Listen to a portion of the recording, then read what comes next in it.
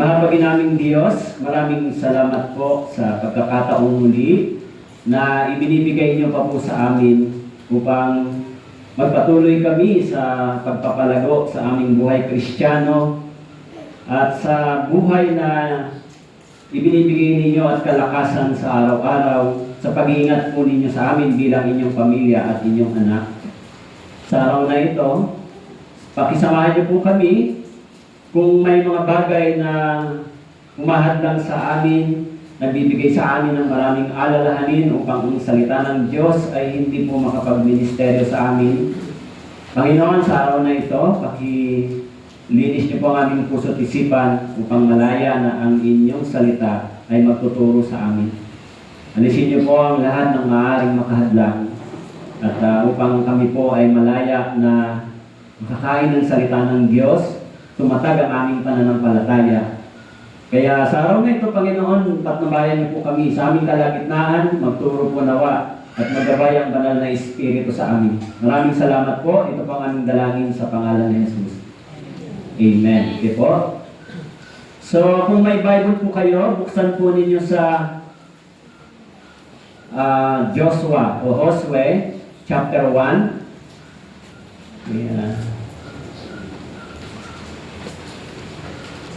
Josue chapter 1. Okay, beginning verse 5 hanggang 9. Okay. Babasahin mo natin mula verse 5 hanggang 9. Okay po? Okay, nandiyan na po kayo? Basahin po natin. Verse 5 hanggang verse 9, 3 to 1. Walang sino mang tao ang magtatagumpay laban sa iyo sa lahat ng mga araw ng iyong buhay. Kung paano ako'y nakasama ni Moises, ako'y makakasama mo rin. Hindi kita iiwan, hindi pababayaan man. Magpakalakas ka at magpakatapang na mabuti, sapagkat ipamamana ko sa bayang ito ang lupain na aking ipinangakong ibibigay sa kanilang mga ninuno. Verse 7, magpakalakas ka lamang at magpakatapang na mabuti. Gawin mo ang ayon sa lahat ng kautosang iniutos sa iyo ni Moises na aking lingkod. Huwag kang liliko sa kanan o sa kaliwa, upang ikaw ay maging matagumpay saan ka man pumunta. Ang aklat na ito ng kautusan ay huwag alisin sa iyong ibig, kundi ito ay iyong pagbubulay-bulayan araw at gabi, upang iyong masunod ang ayon sa lahat ng nakasulat dito. Sapagkat kung magkagayon, iyong pagiging hawain ng iyong lakad, magtatamo ka ng tagumpay. Verse 9, hindi ba't inuutosan kita? Ikaw ay magpakalakas at magpakatapang na mabuti, huwag kang matakot ni manupaypay, sapagkat ang Panginoong mong Diyos ay kasama mo saan ka man pumaroon. Okay? So, ito po ang salita ng Diyos. Okay, tignan po natin kung ano yung aral na maganda po dito sa mga talatang ito. Okay? Sa buhay ni Josue o ni Joshua, kung paano ginamit siya ng Panginoon at kung paano din na ang Diyos ay naging tapat sa kanya. Okay po? Actually, kung titignan po natin ito, yung kwento, pag binasa po natin, beginning verse 1 sa Josue, sa chapter 1, mababasa po natin yung sinabi dito sa verse 1, nangyari nga, pagkamatay ni Moises na lingkod ng Panginoon, ang Panginoon ay nagsalita kay Josue na anak ni Nun, na lingkod ni Moises na sinasabi, si Moises na aking lingkod ay patay na, tumindig ka at tumawid sa ordang ito, ikaw at ang buong bayang ito hanggang sa lupain na aking ibinibigay sa kanila sa mga anak ni Israel. So yung kwento, yung history, pagkamatay ni Moises, si Josue yung tinawag ng Diyos bilang kapalit upang manguna sa bayang Israel. Okay? Kaya this story begins with the crossing of the Jordan River, or ang kwentong ito ay nagsimula bago sila tumawid sa Jordan River. Okay? Para ano? Para sakupin yung Jericho. Actually, sa history, pag binasa po ninyo, isa sa pinaka-bloodiest conquest history ay yung history po ng Jericho.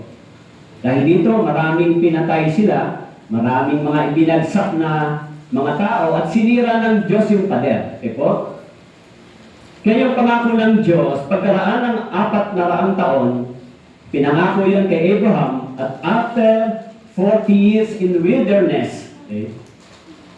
Alam niyo po, yung 40 taon na paglalakbay nila ay preparation para sa pagsakop sa lupang pangako ng Diyos. This is God's promise. Okay? Kaya, ang pagsakop sa lupang pangako ng Diyos, pagkaraan ng 40 taon ng paglalakbay sa ilan, ay bahagi lang sa paghahanda ng Diyos sa mga Israelita. Pero alam natin, sa 40 years ng kanilang paglalakbay, maraming mga problema silang naranasan. Tama po? Marami silang disiplina ang tinanggap sa Diyos. Actually, yung 40 years na paglalakbay sa wilderness ay lumalarawan sa Christian life ng mga born-again believer. Kung paano ba sila nagtitiwala sa Diyos, kung paano ba sila umaasa sa pangako ng Diyos. Pero alam natin, yung mga Israelita, during the 40 years in wilderness, marami silang natanggap na pagtuturo o pagkukorek galing sa Diyos. Okay? Kaya pagkamatay ni Moises, tinawag ng Diyos si Josue. Sinabi ng Diyos kay Josue, siya ang susunod na next in line sa leader upang manguna sa bayang Israel. Okay? So ano ba yung layunin ng pagkasulat ng Josue? Actually, to show that God is the God of miracle and power. Okay? Date written o time ng pagkakasulat sa pagitan ng 1405 BC hanggang 1385 BC or before Christ. Okay? Kaya yung topic natin ngayon, nilagyan ko po ng let strengthen our faith o patibayan natin ang ating pananampalataya. Mababasa po ninyo dito sa verse 7, yung key verse na binasa na magiging topic natin. Sabi ng Diyos kay Josue sa verse 7, una, magpakalakas ka lamang at magpakatapang na mabuti. Gawin mo ang ayon sa lahat ng kautusan ito. Iniutos sa iyo ni Moises na aking lingkod, huwag kang liliko sa kanan o sa kaliwa, upang ikaw ay maging matagumpay saan ka man pumunta. Okay? Una, maliwanag yung secret, maliwanag yung paraan kung paano si Josue magtatagumpay. Opo? Kung paano siya magsasucceed, kung paano siya pagpapalain ng Diyos, binigay dito ng Diyos yung instruction. Sabi ng Diyos sa kanya, magpakalakas ka lamang, magpakatapang na mabuti. Gawin mo ang ayon sa lahat ng kautosang iniutos sa iyo. Gawin mo. It is God's law. Sumunod ka sa utos ng Diyos ang ibig sabihin. Gawin mo. Pangalawa, sabi niya, huwag kang liliko sa kanan o sa kaliwa. Means, do not compromise your faith. Tama po? Huwag kang magtitiwala sa sarili mo, huwag kang magtitiwala sa dami ng tao, huwag kang magtitiwala sa resources mo, huwag kang magtitiwala sa mga bagay na nakikita mo. Ang sabi ng Panginoon kay Josue, sabi sa kanya, magpakatapang, magpakalakas, sumunod ka, huwag kang liliko sa kanan o sa kaliwa. Huwag kang magtiwala sa tao, huwag kang makinig sa tao, huwag kang magtiwala sa mga bagay na meron ka. Ang sabi ng Panginoon kay Josue, magpakatapang ka, sumunod ka sa batas ng Diyos. Sino ba si Joshua? Actually, kapag binasa natin yung pangalan ni Josue sa Bible, ay meron siyang dalawang meaning. Jehovah saves or the Lord is salvation. Yun yung meaning ng pangalan ni Joshua. And he is from the tribe of Ephraim. Diba? From 12 tribes, the son of Nun. Pag tinignan natin yung history po ni Josue, siya po yung isa sa mga personal na assistant ni Moises. Okay. Siya yung umalalay kay Moises sa Numbers chapter 11, verse 28, makikita natin, ang tawag niya, but his servant Joshua, the son of Nun, a young man, did not depart from the tabernacle. Kaya binabanggit dito, sino ba si Josue? He is the servant of Moses. At the same time, he is a personal assistant of Moses during the time sa wilderness. Okay? So si Josue, hindi siya tinawag ng Diyos nang walang paghahanda sa kanya. Ipinrefer din siya ng Diyos bago siya mag-take over para manguna sa bayang Israel. Okay? So after 40 years of traveling in the wilderness of Sin, sabi the Israelites stopped at the Jordan, and God's permission also came from the Israelites to occupy the promised land. So sabi ko doon, pagkaraan ng 40 taon ng paglalakbay, binigay din ng Diyos yung permission para sakupin nila yung Jericho. Tama po? Alam nyo, yung history ng Jericho, napakatibay na wall, mataas na wall. Kung tao lang ang gagawa, it is impossible na yung wall na yon ay masira at bumagsak. Pero sabi ng Panginoon sa kanila, magtiwala, magpakatapang, sumunod. So pag binasa po natin yung aklat ng Josue, dito po nagpapakita na ang Diyos para sa isang bayang Israel, ang Diyos ay tapat. In 40 years the wilderness, ang Diyos ay naging tapat sa kanila. At ang Diyos ay isang Diyos na nakikipaglaban para sa bansang Israel. Kaya, tignan natin kung ano ang kinalaman nito sa atin bilang mga anak ng Diyos, bilang isang church sa ating panahon. No? Tayo ay katulad ng buhay ni Josue na tinawag ng Diyos upang maging bahagi sa pamilya ng Diyos. Tama po? Naging bahagi tayo sa iglesia, sa church, na hindi tao ang nagtayo, kundi ang Diyos. At kapag tinignan natin yung Bible verses sa Ephesians chapter 2, verse 19, tayo ay itinuturing na pamilya ng Diyos. Okay? Kaya si Joshua bilang leader na tinawag ng Diyos sa Deuteronomy chapter 3, verse 13, ano ba yung sinabi ng Diyos sa kanya? Sa Deuteronomy chapter 31 verse 3, sabi po, mauna ang Panginoon mong Diyos. Mauna, sabi ron. At kanyang pupuksayin ang mga bansang ito sa harapan mo na ito. At ito ay yung aangkinin. Si Josue ay mauuna sa iyo gaya ng sinabi ng Panginoon. Ano po yung assurance? Okay? Sinasabi, mauuna ang Diyos. Tama po? Pag binasa po ninyo doon sa chapter 1, verse 1 to 9, 3 times binanggit yung magpakatapang ka. 3 times. 3 beses din binanggit, ako ay laging kasama mo. Kung ito ang sinasabi ng Diyos sa atin, ang Diyos ay kakampi mo, ang Diyos ay kasama mo. Tama po? Ano sa tingin nyo? Kung sinasabi sa iyo na ang Diyos ay kasama mo, ang Diyos ay kakampi mo, ang Diyos ay hindi mag-iiwan sa iyo. Ano po? Actually, this is true, di ba? Yung Diyos ay laging kasama natin. Dahil simula nung na-born again tayo, yung memory verse kanina sa 1 Corinthians, chapter 6, verse 19, tayo ay naging templo at ang Espiritu ng Diyos ay nananahan sa bawat isa sa atin. Tignan po natin kung ano yung pangako ng Diyos kay Josue at ano rin yung pangako ng Diyos sa bawat isa sa inyo at bawat isa sa atin. Dapat natin maintindihan na ano ba yung pangako ng Diyos? Pwede ba akong magtiwala, umawak, maniwala sa pangakong ito?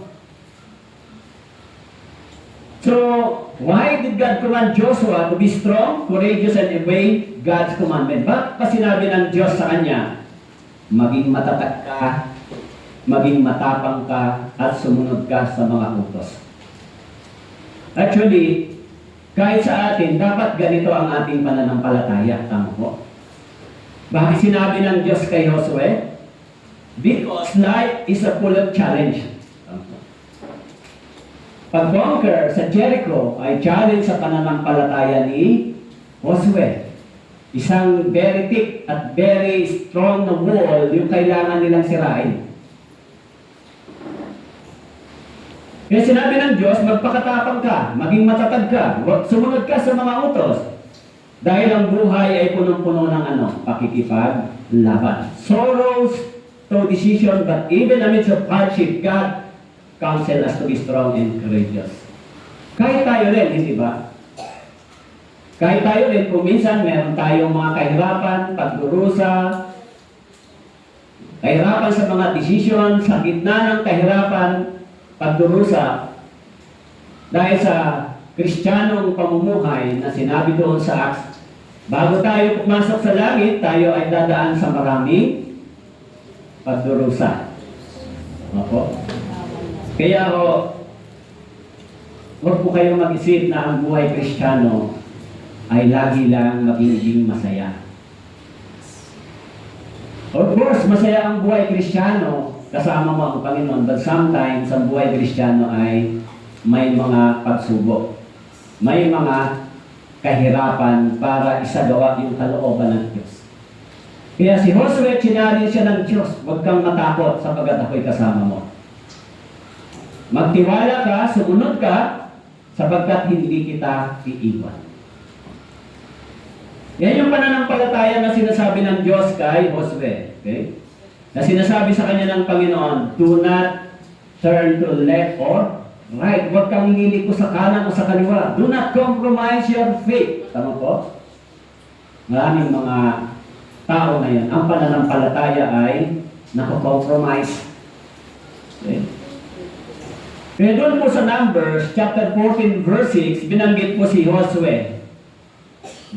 Sabi rito, but Joshua, the son of Nun, and Caleb, the son of Jepone, who were among those who had spied out the land, tore their clothes. Alam niyo po si Josue, isa po siya sa 12 spies na ipinadala ng Diyos para sakupin ang land of promise. Pero yung 10 spies, nag-report ng bad report. Anong sabi nila? Hindi natin kaya yan. Malalaki sila. Ano po? Nung nakita nila yung mga tao, mga Nephilim doon sa land of promise, natakot sila. Sabi nila, hindi natin kaya yan. Hindi nila naisip na mayroong Diyos sa likod nila. Hindi nila naisip na ang Diyos ay nangunguna para sa kanila. Kaya nung nakita nila yung mga malalaking tao na haharapin nila, anong sabi ng 10 spies? Bakit ba tayo dinala dito? Bakit ba tayo pinabayaan ng Diyos dito? Hindi natin kaya yan. Pero si Josue at saka si Caleb, sabi nila, kaya natin yan sapagkat ibibigay sila ng Diyos sa atin. Pero dahil na naig yung 10 spies, kaya si Josue, pinunit niya yung kanyang damit. Pinasabi niya, dapat tayo magtiwala sa Diyos. Kaya doon sa Deuteronomy chapter 31, verse 7, sabi po, tinawag ni Moises si Josue at sinabi sa kanya, sa paningin ng buong Israel, ikaw ay magpakalakas at magpakatapang, sapagkat ikaw ay maglalakbay na kasama ng bayang ito patungo sa lupain ipinangakong ibibigay at ipamamana ng Panginoon sa kanilang mga ninuno. Sa verse 8, sabi po, ang Panginoon na siya mangunguna sa iyo. Siya ay sasa iyo. Alam niyo yung promise? Mangunguna sa iyo, siya ay sasa iyo, hindi ka niya iiwan ni pababayaan.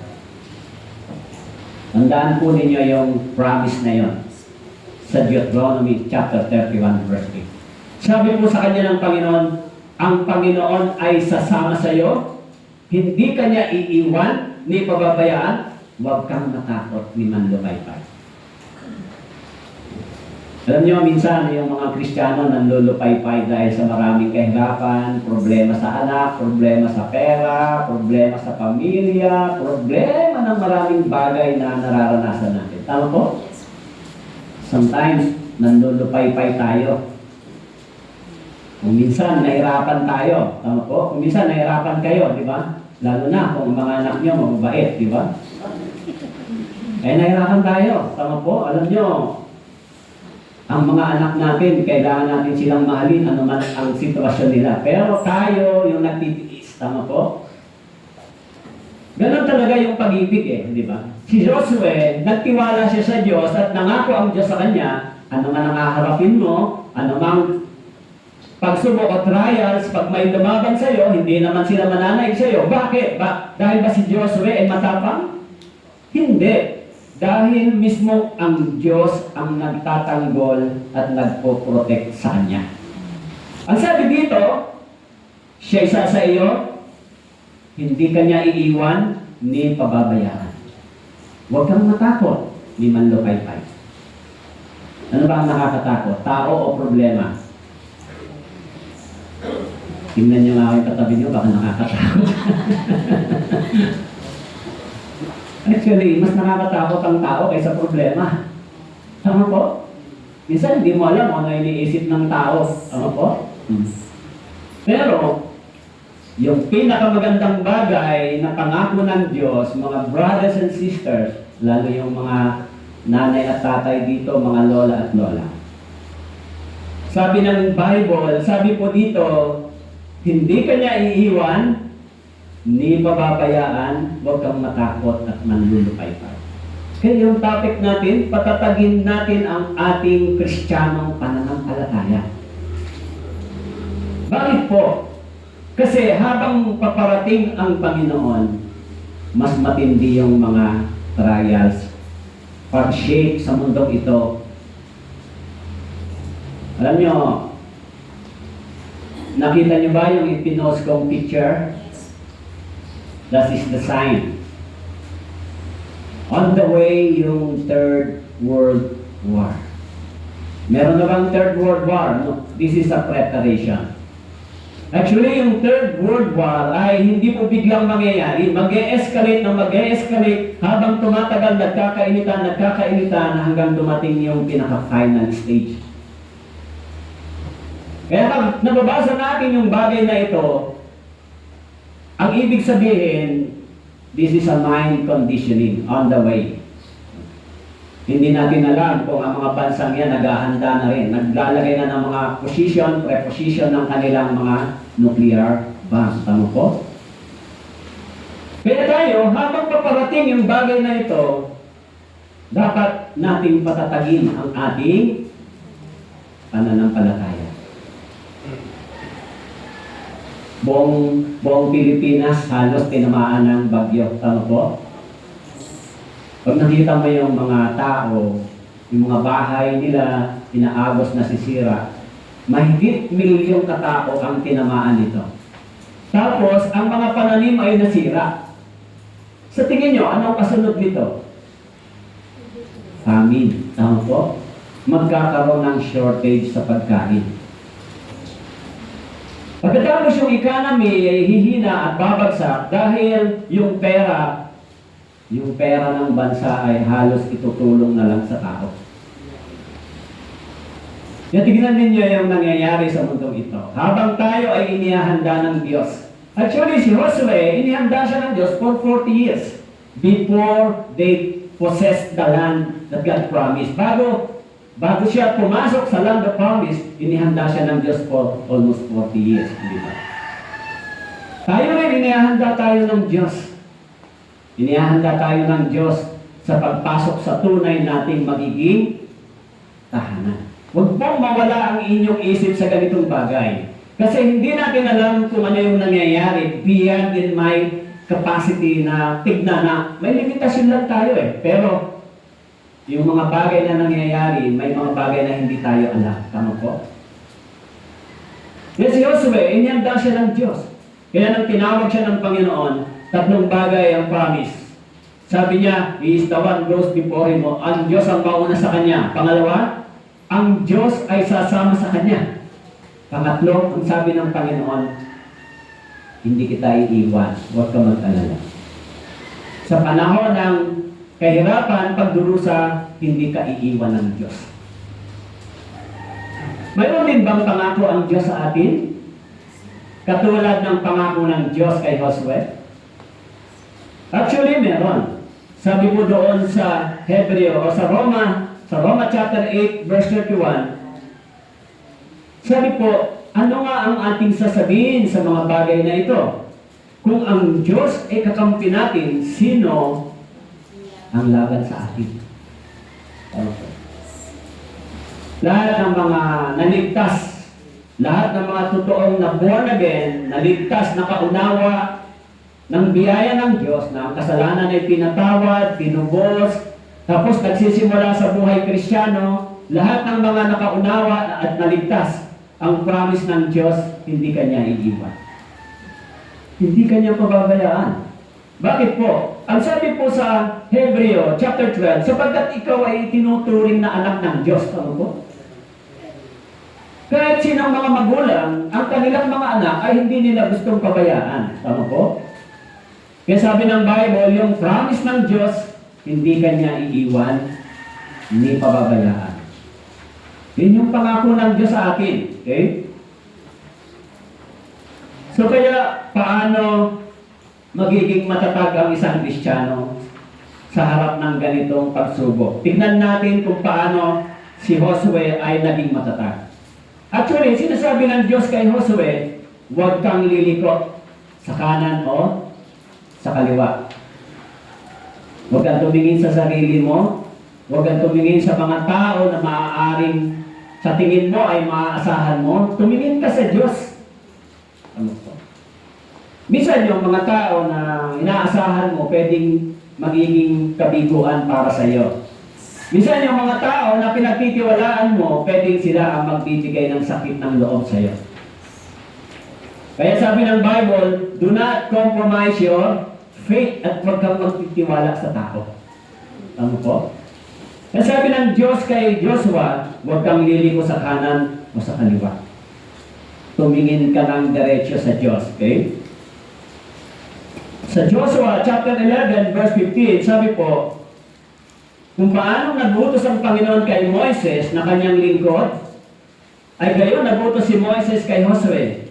At gayon ang ginawa ni Josue, wala siyang iniwang hindi ginawa sa lahat ng iniutos ng Panginoon kay Moises. Alam niyo, si Josue, naging matapat siya sa utos ng Diyos. Sinunod niya yung utos ng Diyos. Ang sabi diyan, ginawa niya kung ano yung instruction ng Diyos. Ang Bible, nagbibigay sa atin ng daan para tayo magtagumpay. Sinabi ng Bible dito, sabi po sa verse 7, magpalakas ka lamang, magpakatapang na mabuti, gawin mo ayon sa lahat ng kautusang iniutos sa iyo ni Moises na aking lingkod. Huwag kang liliko sa kanan o sa kaliwa upang ikaw ay maging matagumpay. Tama po? Ano yung secret? Ang sabi ng Diyos sa kanya, magpakatapang ka, maging matatag ka, sumunod ka sa salita ng Diyos, huwag kang liliko sa kanan o sa kaliwa. Huwag kang kikiling. Yan yung promise ng Diyos sa kanya. Para ikaw daw ay ano? Sabi dito, para ikaw ay maging matagumpay. Siyempre, ano bang matagumpay ito? Yumaman ka, dumami pera mo, o anumang bagay? Siyempre, package ito. Tama po? Package ito. Promise spiritual to material blessings ito. Package. Kapag tayo ay sumusunod, nananatiling nagtitiwala sa Diyos, ang Diyos din ay nagtitiwala, pinagpapala tayo. Tama po? From spiritual to material. Hindi lang spiritual ang pinagkakaloob ng Diyos sa atin. Tama po? Binibigyan tayo ng Diyos din ng mga material na bagay na pangangailangan natin. At kung minsan yung sobra na ibinibigay sa atin, nagagamit natin para sa kawang gawa. Of course, pantulong sa pamilya.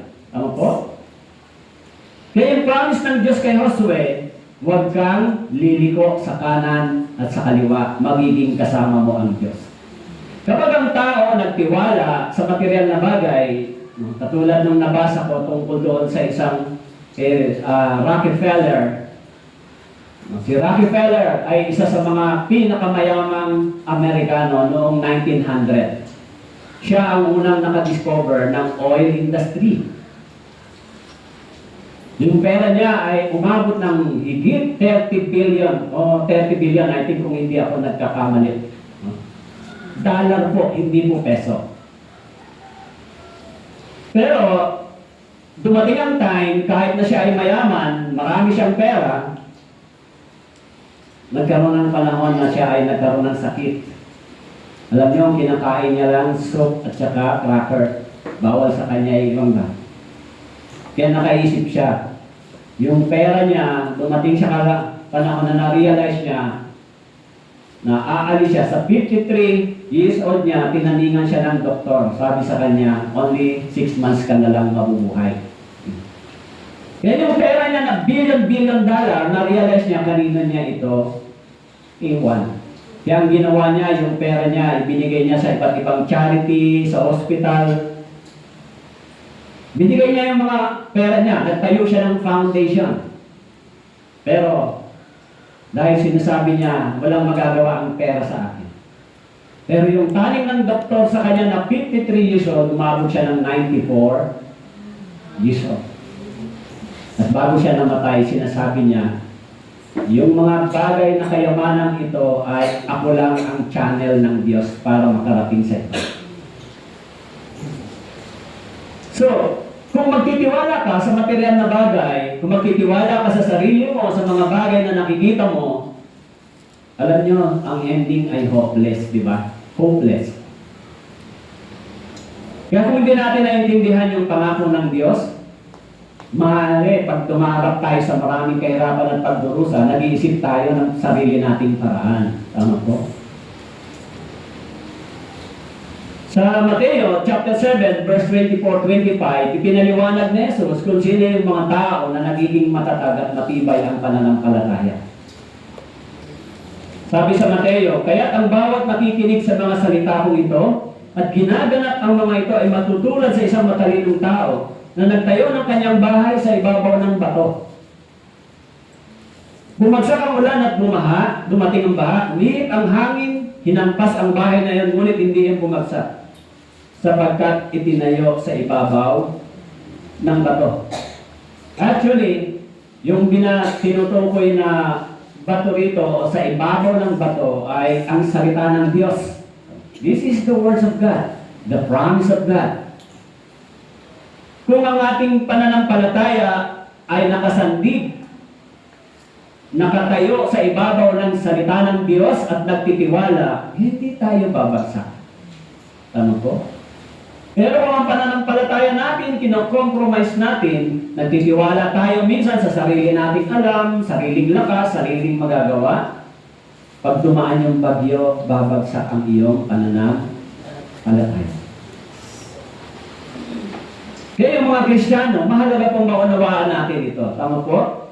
Sinasabi ng Diyos kay Josue, huwag kang liliko sa kanan. Kapag kino-compromise yung pananampalataya, iniiwan yung maka-Diyos na paniniwala, maka-Diyos na paraan, sumusunod sa pattern o sa sistema ng sanlibutan ito, yung pananampalataya unti-unting umihina hanggang sa pagdating ng panahon ay bumabagsak. Kapag iniiwan natin yung maka-Diyos na pamumuhay, di ba? Yung godly principles, yung godly pattern, pag inilipat natin sa worldly pattern, umaasa tayo sa sanlibutan ito, mga brothers and sisters, yung pananampalataya unti-unting nagiging weak and weaker. Tama po. Kaya, ang pangako ng Diyos kay Josue, huwag kang liliko sa kanan o sa kaliwa. Magtiwala ka sa Diyos. Okay? Kaya sa Deuteronomy chapter 5, verse 32, binanggit po, sabi po rito, inyong ingatang gawin ang gaya ng iniutos sa inyo ng Panginoon ng Diyos. Huwag kayong liliko sa kanan o sa kaliwa. In Deuteronomy chapter 5, sabi niya, inyong ingatang gawin. Alam nyo, yung promise ng Diyos, maging ang mga Israelita sa Deuteronomy chapter 28, paano sila pagpapalain ng Diyos physically and materially? Sinabi ng Diyos, sundin mo yung mga utos na ito. Ang salita ng Diyos at ang Diyos ay nagagalak sa mga taong masunurin. Tama po? Actually, ang bansang Israel, nang sila ay naging masunurin, dinedicate nila yung buhay nila, pinagpala sila ng Diyos. Maging si Solomon. Tama po? Si Solomon, nang dinedicate niya yung buhay niya, sabi niya, Panginoon, bigyan mo ako ng karunungang humatol ng pantay. Dahil sa laki ng tungkulin sa bayang ito. Eh sabi ng Diyos sa kanya, nagagalak ang Diyos sapagkat hindi siya humingi ng kayamanan, hindi siya humingi ng ikapapahamak ng kanyang mga kaaway, humingi siya ng karunungan kung paano gagawin yung ministeryo ipinagkatiwala ng Diyos sa kanya. Kaya sabi ng Panginoon, yamang inihin mo ito, idaragdag ko sa iyo yung kayamanang ito. Ano po? Dahil ang puso ni Haring Solomon ay gustong sumunod at magpasakop sa Diyos. Kaya sabi ng Diyos sa kanya, hindi lang karunungan, bibigyan din kita ng kayamanan. Pero alam natin, at the end, nang si Solomon ay sumuway, binawi ng Diyos yung mga bagay sa kanya at nagkaroon siya ng kawalang kapayapaan. Ano po? Kaya kapag ang Kristiyano, parang ganito, kapag ang Kristiyano ay masugid o nagsisikap maging matapat, sumunod sa salita ng Diyos, may takot sa Panginoon, lumalayo sa mga bagay na pwedeng magdala sa kanya ng paglayo sa Diyos, hindi po kailangang laging humingi ng blessings.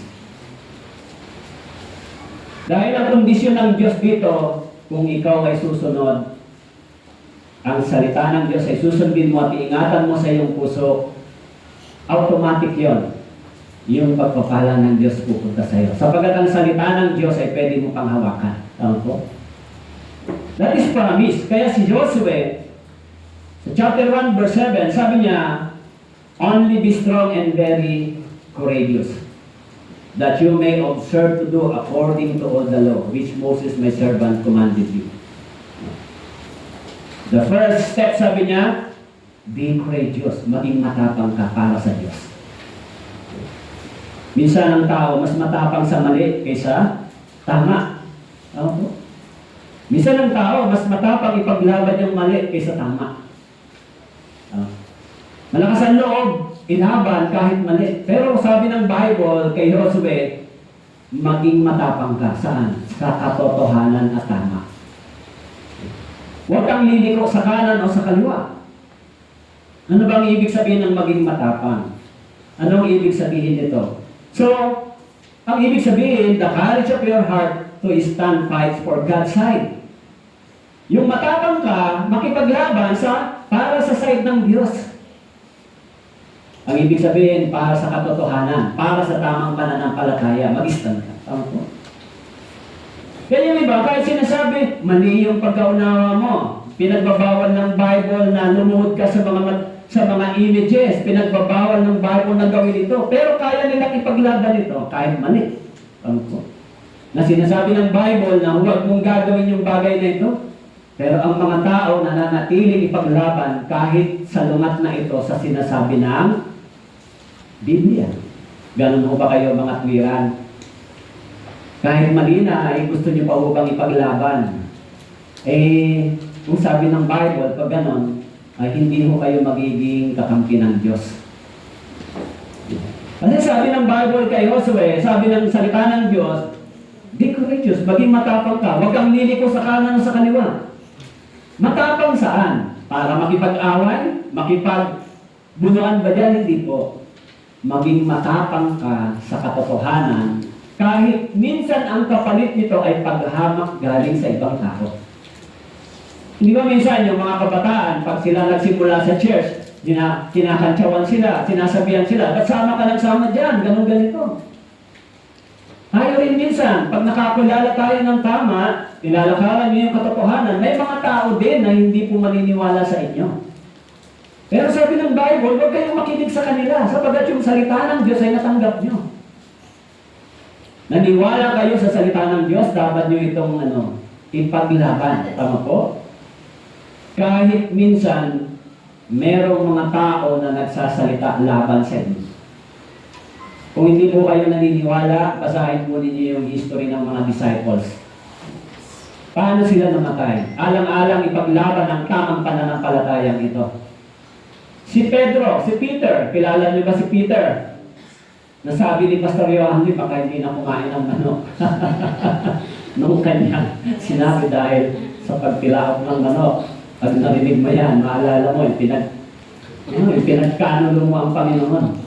Baka simula nun daw, baka hindi na kumain ng manok si Pedro. Di ba? Alam niyo ba kung paano namatay si Pedro? Dahil lang sa pakikipaglaban para sa Diyos. Pinako siya pati warik. Hindi katulad kay Jesus. Sapagkat sinabi niya, hindi ako karapat dapat ipako ng katulad sa Panginoon. Huwag niyo akong ipako. Ipinako siya pati warik. Gaano kahirap yung ipako ka ng patibarik at mamatay ka sa ganong kalagayan. Dahil lang sa kanyang paninindigan na tama yung tinanggap niyang pananampalataya galing sa ating Panginoon. Yung mga sumunod na mananampalataya, yung mga bishop, alam niyo, sinunog sila ng buhay. Anong sabi sa kanila ng mga Romano? Mga imperyo ng Romano, i-deny mo si Jesus para ikaw. Kasi ang tingin nila, ang mga taong naniwala kay Jesus ay atheist. Dahil sa panahon ni Jesus, hindi siya nagpakilala ng mga images. Tama po? Kaya sabi ng Bible, huwag kang liliko sa kanan. Mag-stand ka sa side ng Diyos. Okay? Na sinasabi ng Bible doon sa Joshua chapter 23 verse 6, sinabi po, therefore be very courageous to keep and to do all that is written in the book of the law. Sabi ng Joshua chapter 23 verse 6, sabi ng Panginoon sa kanya, maging matapang ka, gawin mo yung mga utos at batas na sinabi ni Moises para sa iyo. Yan po yung bilin sa kanya. Maging masunurin ka, magtiwala ka sa Diyos, huwag kang matakot. Okay? Sabi doon, iingatan ka ng Panginoon. Okay? Sabi sa Deuteronomy chapter 12, verse 32, sabi po, anumang bagay na ipinag-utos ko sa iyo ay siya mong gagawin. Huwag mong daragdagan, ibabawasan. In Deuteronomy chapter 12, verse 32, sabi ng Panginoon, anumang bagay na ipinag-utos ko sa iyo, huwag mong gagawin. Huwag mong siya mong gagawin. Okay? Sabi ng Bible, anumang bagay na ipinag-utos ko sa iyo ay siya mong gagawin. Okay? Sabi niya, huwag mong daragdagan ni babawasan. Kaya alam niyo tayo, mga brothers and sisters, pag sa salita ng Diyos, hindi tayo pwede mga tuwiran. Halimbawa, sinabi ng Bible, ang mga babae ay hindi pinapayagan magturo, mag-preach o mangaral sa loob ng iglesia. Marami kasi matalino eh. Kaya ang katwiran nila, hoy, nung unang panahon pa yan. Hindi yan applicable ngayon. Hindi pwedeng ang Bible ay hindi po mag-a-apply hanggang ngayon. Ang Bible ay from eternal to eternal ang application. Ano po? Pag sinabi ng Bible na hindi pwede, at bawal, hindi dapat gawin, dapat itong sundin. Hindi ka dapat mga tuwiran kung tama ang sinasabi ng Biblia. Pero sa ating panahon, I'm sorry to say, napakaraming pastora. Tama po? At ang problema, maraming nakikinig sa kanila. Kaya minsan, hindi ba, yung taong naniniwala sa Biblia ay siya rin ang sumasalungat sa Biblia. Dapat yung taong naniniwala sa Biblia ay siyang sumusunod sa Bible. Pero ang katwiran nila, hindi. Kasi noong unang panahon, ganito naman. Yung Biblia, very specific. Tama po? Halimbawa kay Josue, paano siya magiging matagumpay? Paano siya pagpapalain ng Diyos? Very specific. Sabi ng Diyos, maging matapang ka. Tama po? Sundin mo yung mga utos. Huwag kang liliko sa kanan. Magtiwala ka sa Diyos. Hindi ka niya iiwan. Pagtiwalaan mo ang Diyos, kahit na anong kalagayan mo, hindi ka iiwan ng Diyos. Tayo rin dapat tumatak yun sa isip po ninyo. Kahit na anong kahirapan ko ngayon, anong problema ko ngayon, anong karamdaman ko ngayon, ano man ang kalagayan ko ngayon, alam ko, hindi ako iiwan ng Diyos at hindi ako papabayaan ng Diyos. Huwag tayong tumingin sa mga bagay na problema. Minsan malaki ang impact ng problem, pero sabi ng Bible, mas malaki ang Diyos kaysa diyan. Okay. Yung sabi ng Diyos kay Josue, huwag kang liliko. In Proverbs chapter 4, verse 27, o Kawikaan, sabi, huwag kang liliko sa kanan o sa kaliwaman. Kawikaan, chapter 4, verse 27, huwag kang liliko sa kanan o sa kaliwaman. At ang sabi, ilayo mo ang iyong paa sa kasamaan. Ilayo mo yung paa sa kasamaan, sabi sa Kawikaan, chapter 4, verse 27, huwag kang liliko sa kanan. Ilayo mo ang iyong paa sa kasamaan. Yan po yung sabi ng Bible. Ito yung payo ng Diyos sa atin. Ito yung payo ng Diyos sa bawat isa sa atin. Yung payo din ng Diyos sa inyo. Di ba? Siyempre, sabi nga, yung payo ng Diyos kay Josue, sabi ng Diyos sa kanya, Huwag mong iiwan yung pananampalatayang ito. Huwag kang ililiko sa kanan o sa kaliwa. Yun yung payo ng Diyos. Kayo, pag sinabi sa inyo ng tao yun, pwede nyo ang pangawakan eh. Pero mas lalo na kung sinasabi ng Diyos ito sa iyo, tama po? Kung minsan ang tao nag-fail, di ba? Nagbabago yung isip. Pero ang Diyos, mga brothers and sisters, kailanman hindi po.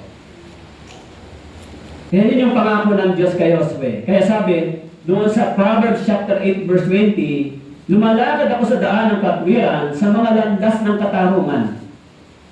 Sabi ko sa Proverbs, lumalakad ako sa daan ng katwiran sa mga landas ng katarungan. Okay?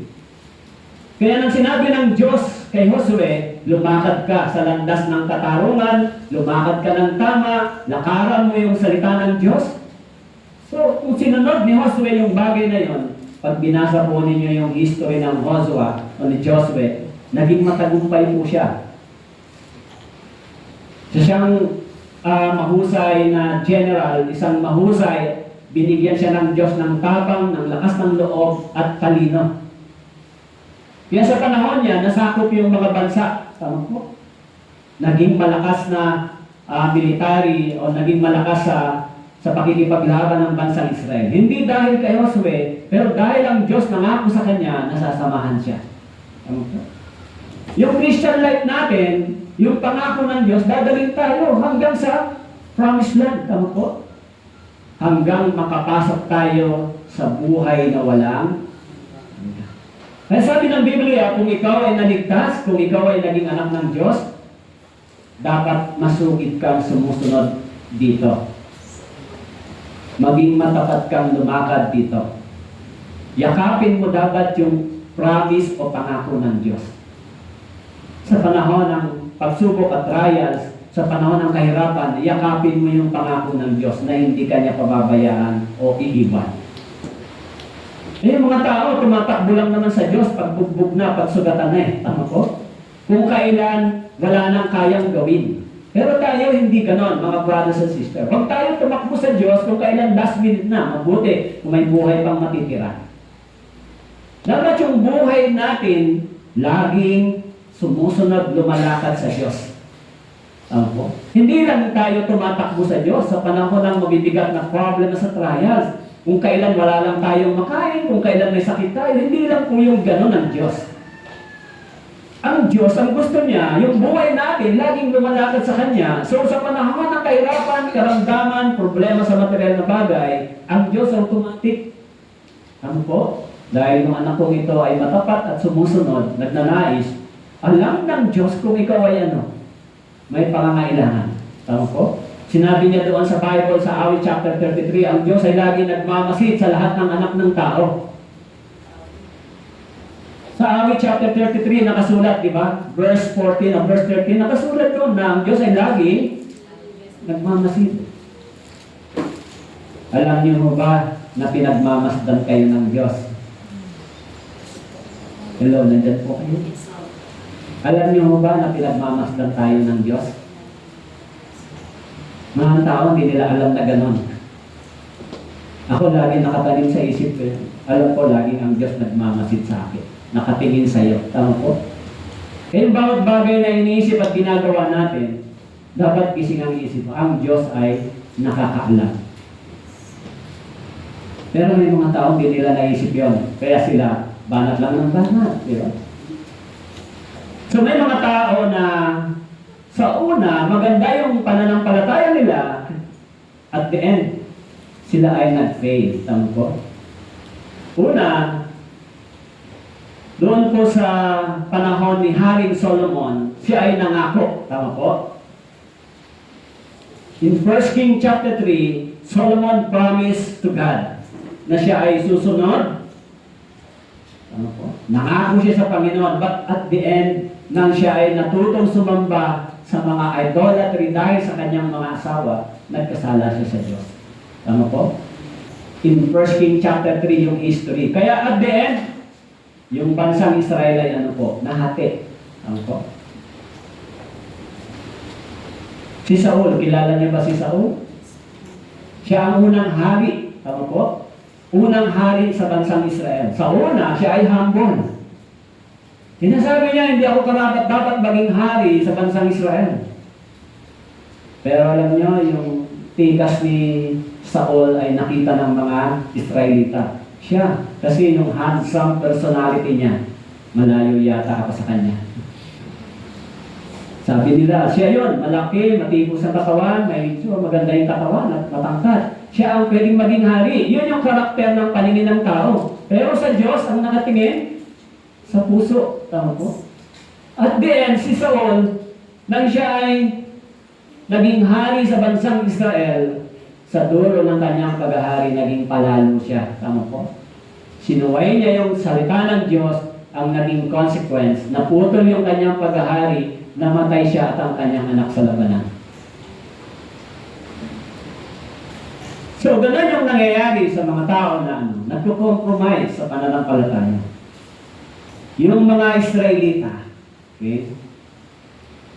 Nangako sila in Deuteronomy, sinabi nila, susunod kami, I promise, susunod kami sa salita ng Diyos. Alam natin yung history, tama po? Sinabi nila na lalakad sila sa kautusang ito, sa pangako ng Diyos, pero at the end, hinamak nila yung salita ng Diyos, inabandon nila.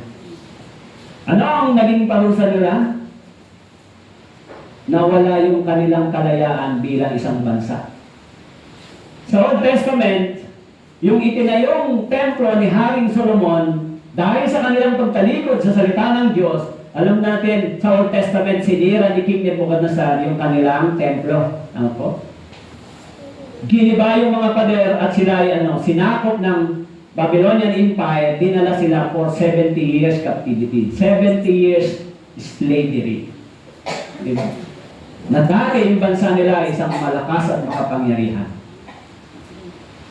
Hindi lang yan, ikinalat sila sa iba't ibang panig ng mundo. Nawalan sila ng sariling bansa. Ano po ang dahilan? Dahil iniwan at inilektura nila yung pangako at salita ng Diyos.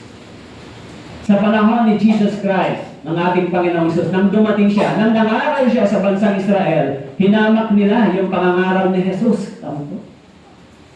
Pinagbintangan nila si Jesus na nagtatayo ng bagong religion. Kaya bago mamatay ang Panginoon, AD 33, bago mamatay si Jesus, sinabi niya, nakikita mo ba ang templong ito, ang mga patong ito, walang nakitira dito. So pagkaraan ng 70 years, AD 70, yung sinabi ni Jesus ay natupad, ibinagsak yung templo, at ang mga Israelita, pinatay ni General Titus 1,100,000. Pagkatapos, ikinalat sila sa iba't ibang panig ng mundo sa loob ng halos 2,000 taon. Bakit po nangyari yun? Dahil sa kanilang kawalan ng pananampalataya at di paniniwala dito sa salita ng Diyos. Kaya hindi nakakatiyak ang tao, lalo na ang mga Kristiyano. Tayo po, kayo. Kapag yung pananampalatayang ito ay natanggap nyo at iniiwan ninyo, pinakompromise po ninyo, hindi po kayo nakakatiyak na ang Diyos ay hindi gagawa ng anumang bagay. Okay. Maging si Josue, binigyan siya ng Diyos ng warning. Sabi mo sa Joshua chapter 1 verse 9, hindi ba inuutosan kita? This is a command. Di ba inuutosan kita? Sa Joshua chapter 1 verse 9. Hindi ba inuutosan kita? Sabi ng Biblia, sabi ng Panginoon, ikaw ay magpakalakas, magpakatapang na mabuti, huwag kang matakot ni manlupaypay. Sapagkat ang Panginoon mong Diyos ay kasama mo saan ka man pumaroon. Yung utos kay Josue, ikaw ay magpakalakas. Ikaw ay magpakatapang. This is a utos o command. Tama po? Hindi yan encouragement. This is a command. Dapat maging malakas ka. Tama po? Sabi ng Diyos sa kanya. In Deuteronomy chapter 20 verse 1, sabi po, kapag ikaw ay hahayo upang makipigma, laban sa iyong makaaway, makakakita ka ng mga kabayo, mga karwahe. At ang isang hukbong mas malaki kaysa sa iyo, huwag kang matatakot sa kanila. Sapagkat ang Panginoon mong Diyos ay kasama mo na siyang naglabas sa iyo sa lupain ng Ehipto. Sabi ng Bible, sabi, kapag nakita mo yung mga malalakas na kabayo at karwahe, isang hukbong mas malaki kaysa sa iyo, huwag kang matakot sa kanila. Oh, mga brothers and sisters, kung bigyan lang natin ng konting application to sa Christian life.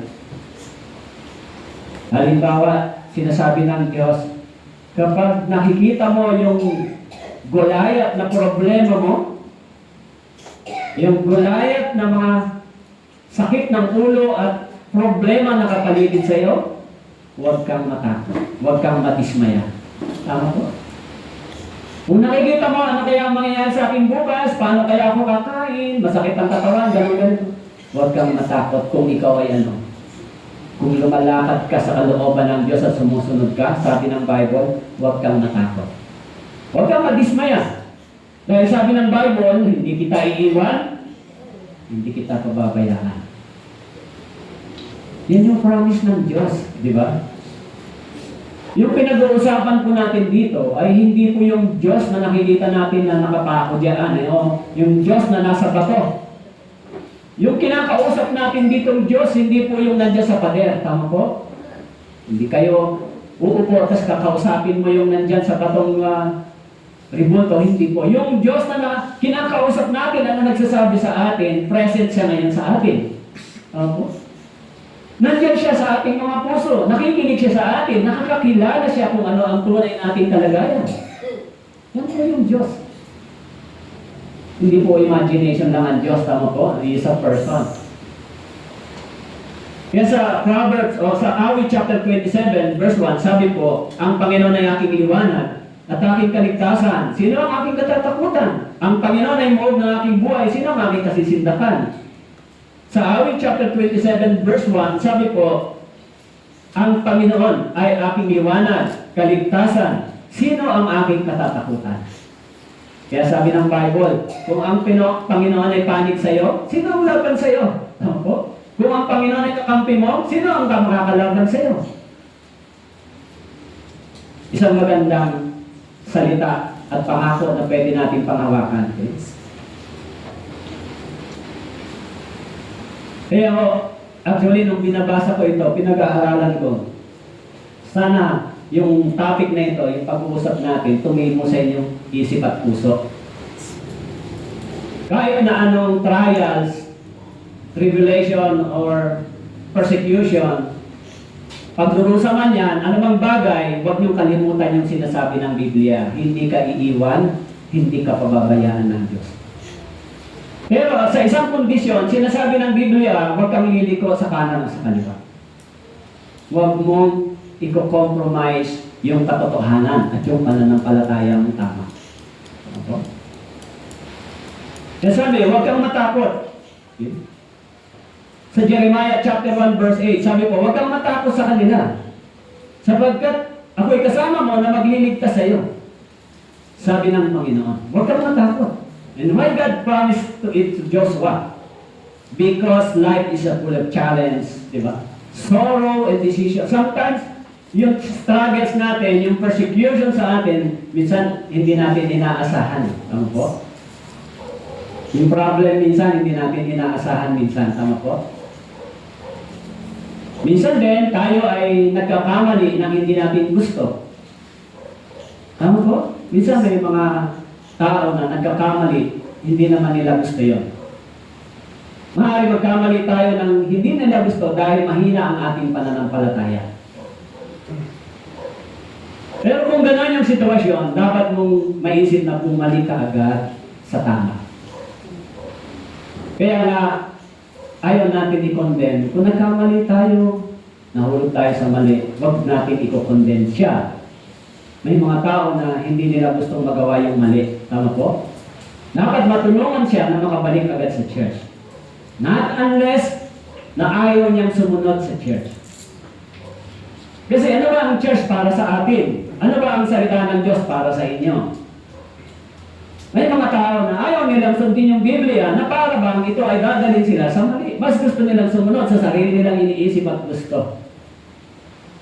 Pero tayo, kung naintindihan natin yung salita ng Diyos na inaakay tayo ng Diyos sa tama, inaakay tayo ng Diyos magtagumpay, inaakay tayo ng Diyos na manangako siyang hindi niya tayo iiwan, hindi niya tayo pababayaan sa isang kondisyon.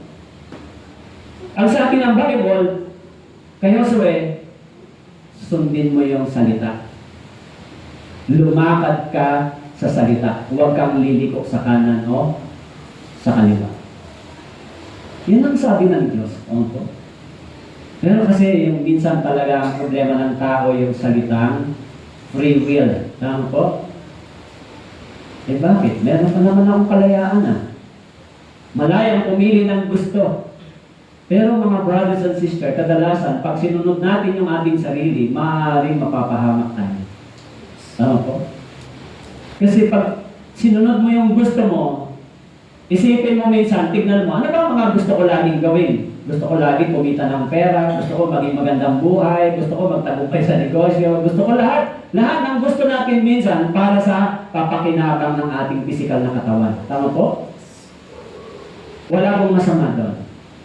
Pero kapag yun ang nagpapatakbo sa buhay mo, iniiwan mo yung pananampalataya at wala na ang Diyos sa iyo, hindi ka na nag-aaral, nakikinig, hindi ka na sumusunod dahil doon, sabi ng Bible, yun yung simula ng pagbagsak ng iyong pananampalataya.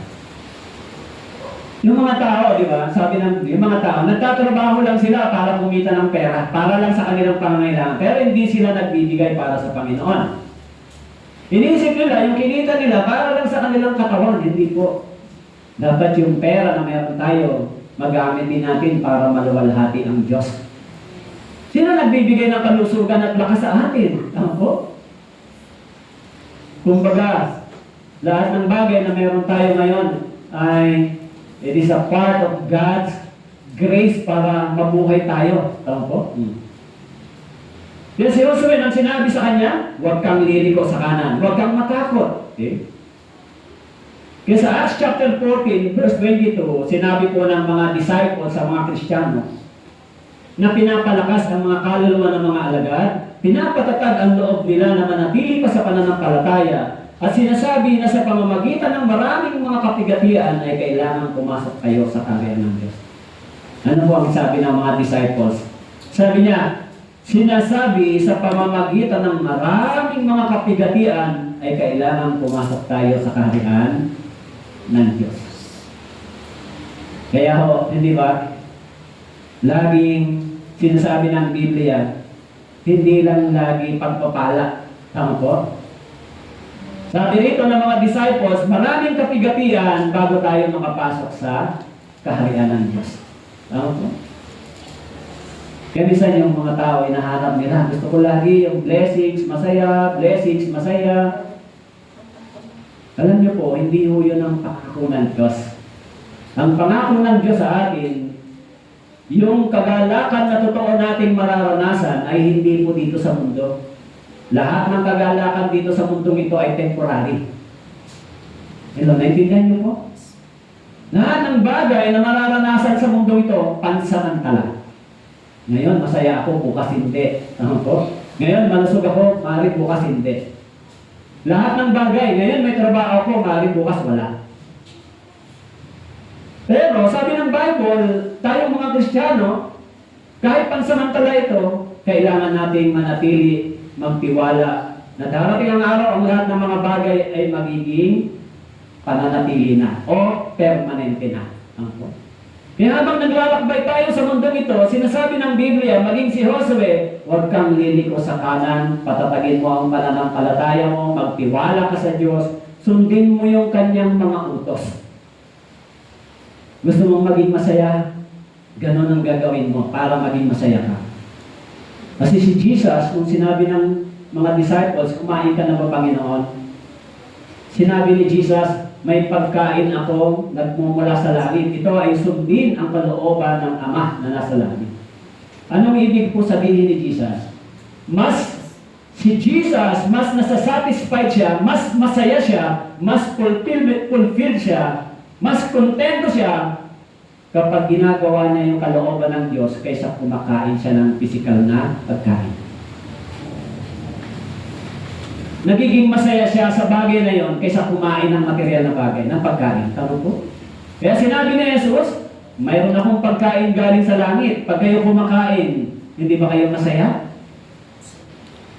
Pag kumakain po kayo, malungkot kayo? Siguro pag walang ulam. Of course, usually, pag kumakain tayo, masaya. Tama po? Kaya sabi ni Jesus, may kagalakan yung pagkain.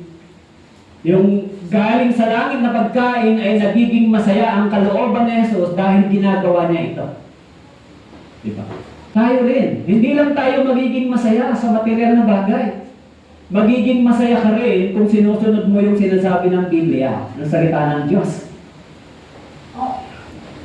Yung sabi po ng Biblia, sa 2 Timothy chapter 3 verse 10, sabi po ni Pablo sa mga Kristiyano, sinabi niya kay Timoteo, 2 Timothy chapter 3 verse 10, ngayon, sinunod mo mabuti ang aking aral. Una, pamumuhay. Okay? Yung aral dapat maipamuhay. Sinabi ni Pablo kay Timoteo. Pangalawa, yung layunin ng mga aral na ito. Pangatlo, pananampalataya. Pang-apat, pagtsatsaga. Panglima, pag-ibig. Pang-anim, pagtitiis. Yan sabi ni Pablo kay Timothy, ngayon, sinunod mo yung mabuti ang aking aral. Pamumuhay, layunin, pananampalataya, pagtsatsaga, pag-ibig at pagtitiis. In verse 11, sabi niya, mga pag-uusig, mga pagdurusa, anumang bagay na nangyari sa akin sa Antioquia, Iconio, Lystra, napakaraming pag-uusig ang tiniis ko. Ngunit sa lahat ng ito ay iniligtas ako ng Panginoon. So napakaganda ng ending na sinabi ni Pablo. Dinaanan niya yung pagdurusa, sinunod yung pangaral, dinaanan niya yung pag-uusig, pagdurusa, at the end na nang sabi niya, iniligtas ako ng Panginoon.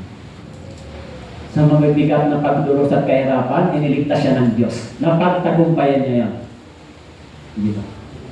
So yun yung buhay Kristiyano ni Pablo. Kaya sabi niya, tunay na ang lahat ng ibig mabuhay na may kabanalan kay Kristo Jesus ay daranas ng ano po?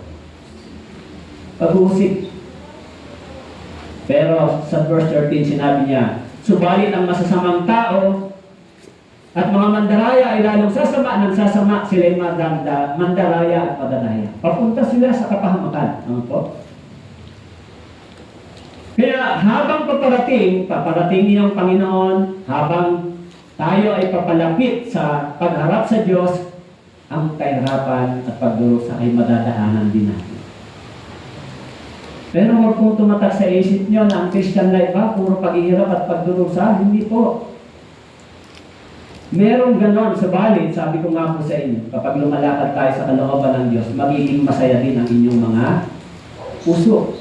Siyempre, nagiging masaya tayo pag may material na bagay at pagkain, but mas nagiging masaya tayo kapag lumalakad sa kalooban ng Diyos. Yan sinabi ni Jesus. Yung kagalakan niya ay yung pagsunod sa kalooban ng Diyos. Hindi po yung mga bagay na meron tayo sa sanlibutan ito. Okay? Yan sabi po dito ng Diyos kay Josue, be strong. Maging matapang ka. Okay? Pagsunod sa kalooban ng Diyos. Okay? Bakit po sinasabi ito? Dahil sabi po sa 1 Corinthians chapter 10 verse 11, yung mga bagay na ito yung nangyari bilang halimbawa. Bilang pangaral sa atin na dinatnan ng kapanahonan. Okay? Kaya sinasabi doon, yung mga bagay na ito ay nangyari sa panahon nila, subalit yung mga bagay na ito ay nagiging aral din para sa atin. Ano ba ang gagawin ko kapag ako yung maharap sa ganito? Paano ko ba mapagtatagumpayan yung sitwasyon ko? Sa Ephesians chapter 1 verse 3, sinabi po, purihin nawa ang Diyos at Ama ng ating Panginoong Jesucristo, na siya nagpapala sa atin kay Kristo ng bawat pagpapalang espiritual sa kalangitan. Sabi po, purihin nawa ang Diyos na siya nagpapala sa atin. Okay? Ito yung church. Okay?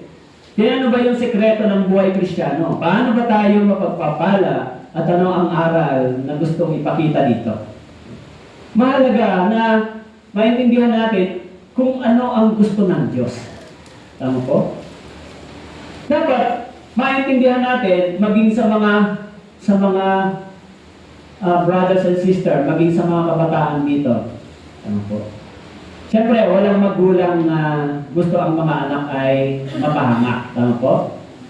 Ewan ko lang, may magulang na gano'n. Pero pagkaintindi ko, walang magulang na gusto ang mga anak ay hindi magtagumpay. Hindi nila gusto ang mga anak nila ay mapahanga. Hindi nila gusto ang anak nila maghirap, magdusa. Tama po? Kaya nga laging ang kaisipan ng mga magulang, anak, mag-aaral ka. Mag-aaral ka mabuti, sikapin mo magawa ito para pagdating ng araw, hindi ka mangyayari sa iyong ganitong bagay. Minsan, naisip ng mga tao, ng mga kabataan, yung sinasabi ng magulang nila, ayaw nilang gawin dahil hindi pa nila naintindihan na yung bagay na yun ay para sa kanila. Pero pag hindi nila sinunod yun, pagdating ng panahon na maintindihan nila, nandun na sila sa panahon na wala nang chance para gawin yun. Tama po? Kaya kung meron silang pag-aunawa na magulang mo gusto maging mapabuti ka, katulad ng salita ng Diyos, tayo din bilang mga anak ng Diyos, yung sinasabi ng Biblia sa atin, gusto ng Diyos tayo ay mapabuti. Tama po? Gusto ng Diyos tayo ay pagpalain din niya, magtagumpay. Gusto ng Diyos yan bilang tatay natin sa langit. Tama po? Ang problema lang, kung ayaw lang ng tao, sundin yung gusto ng Diyos. Parang ang gusto ng magulang ko ay ito, ayaw kong sundin. Tama po? Kaya ang nangyari, at the end, mabitigo ka. Pero yung mga batang masunurin sa mga magulang, yung mga batang sumusunod sa payo ng mga magulang, nagtatagumpay. Ang mga magulang minahal, sinusunod, nagtatagumpay sila pagdating ng araw. Kasi yung blessings ng magulang, nasa kanila. Tama po? Huwag gawin mo ito. Tayo rin naman, kung tayo ay sumusunod sa gusto ng Diyos, magtatagumpay din tayo.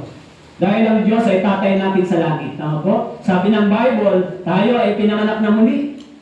In Galatians chapter 3, binanggit doon, tama po, tayo ay naging mga anak ng Diyos sa pamamagitan ng pananampalataya kay Kristo Jesus. So bilang tatay sa langit, ito yung payo ng Diyos sa atin, di ba? Sumunod ka, gawin mo yung bagay na ito, at yung pagpapala ay darating sa iyo. Kaya sabi ng Bible kay Joshua, sabi sa kanya, sundin mo yung mga utos. Okay? So, doon po sa Joshua chapter 1 verse 8. Joshua chapter 1 verse 8. Ito po, hello. Basahin po natin Joshua chapter 1 verse 8. Wala po, wala ng battery.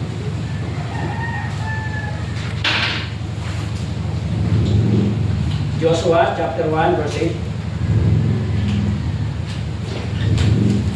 So, okay. Joshua chapter 1 verse 8. Sabi po dito, ang aklat na ito ng kautusan ay huwag alsin sa iyong bibig, kundi ito ay iyong pagbulay-bulayan araw at gabi, upang iyong masunod ang ayon sa lahat ng nakasulat dito, sapagkat kung magkagayon, iyong pagiginhawain ng iyong lakad at magtatamo ka ng tagumpay. Yun po yung promise ng Diyos kay Joshua. Sabi, yung aklat na ito. Ano po? Hawak niyo ba yung aklat na ito? Yung aklat na ito, sabi niya, huwag aalisin sa iyong bibig. Alam niyo, kaya meron tayong memory verse. Tama po? Nagme-memory verse ba kayo? Hindi ba? Kaya may memory verse tayo dito para itong aklat na ito ay nire-rehearse natin sa ating bibig. Tama po? Kaya sabi ng Bible, huwag mong alisin sa iyong bibig, iyong pagbulay-bulayan. Anong sa Tagalog ng pagbulay-bulayan? Tagalog na pala yun. Ano pa ang mas mababaw? Ha? Pag-isipan. Pili-pilihin. Pagbulay-bulayan, pag-aralan, tama po?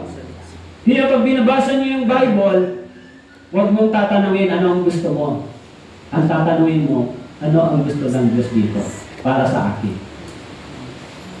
Kasi kung binabasa mo yung Biblia, parang nagsasalita sa iyo ang tatay mo through the words of God. Kaya ang tanong, ano ba ang gusto mong maintindihan ko dito, Panginoon? Kasi minsan, kahit yung mga bata, hindi nila naiintindihan yung gusto ng magulang nila unless ipaliwanag mabuti. Tama po? So, kung magtatanong tayo sa Diyos, Panginoon, ano ba ang gusto mong maintindihan ko dito? Ano ba ang gusto mong magawa ko? Ang Diyos po sasagot sa inyo. Bibigyan kayo ng talata. Of course, nandito yung sagot. Ang sabi niya, huwag alisin, pagbulay-bulayan, tapos susundin. Tama po? Nandito rin yung sagot. Kaya ang gusto ng Diyos, huwag kong alisin ito. Okay? Kaya, sinasabi dyan na sundin, be strong in the Lord and courageous. Maging matapang at sundin ang salita ng Diyos. Lumakad tayo, okay? Kaya doon sa verse 5, binanggit po, sabi mo sa verse 5, walang sino mang tao ang magtatagumpay laban sa iyo sa lahat ng mga araw ng iyong buhay. Kung paano ako'y nakasama ni Moises, ako'y makakasama mo rin. Hindi kita iiwan ni pababayaan man. Sabi po dito, walang sino mang tao magtatagumpay laban sa iyo sa lahat ng mga araw ng iyong buhay. Ano po yung sikreto? Sabi po dito, sapagkat ang Diyos ay nangako na siya ay sasamahan. Ano po? Hindi magtatagumpay si Josue kung walang ganong pagsama ang Diyos. Tama po? Hindi siya mananalo sa mga labanang ito kung hindi nagsabi ang Diyos sa kanya, sasamahan kita. Hindi kita iwan. Tayo rin, bilang mga Kristiyano, nasa atin ang Panginoon ngayon. Sinabi doon sa 1 Corinthians chapter 3, verse 15, ang Espiritu ng Diyos ay nananahan sa atin. Tama po? Ang ibig sabihin, saan man dako tayo pumunta, ano man ang ginagawa natin, ang Diyos ay kasama din natin. Hindi na tayo iniiwan. Hindi siya humihiwalay sa atin. Sa lahat ng kahirapan at pagdurusa, pagluwa, pagsubok, trials, kahirapan, ang Diyos ay kasama natin. Kaya nga yung lahat ng mga ligtas na Kristiyano, nasa kanila yung Espiritu ng Diyos. Nasa inyo ba yung Espiritu ng Diyos? Kasi yan ang unang deposit, yan ang ebidensya na ikaw ay pupunta sa langit.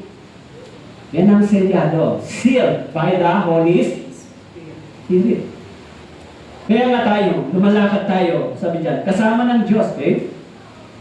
So kaya sabi ng Panginoon kay Josue, magtatagumpay ka, pinaalala sa kanya, hindi dahil sa mayroon kang talino, hindi dahil matapang ka, hindi dahil magaling ka, hindi dahil malakas ka, hindi dahil may pera ka.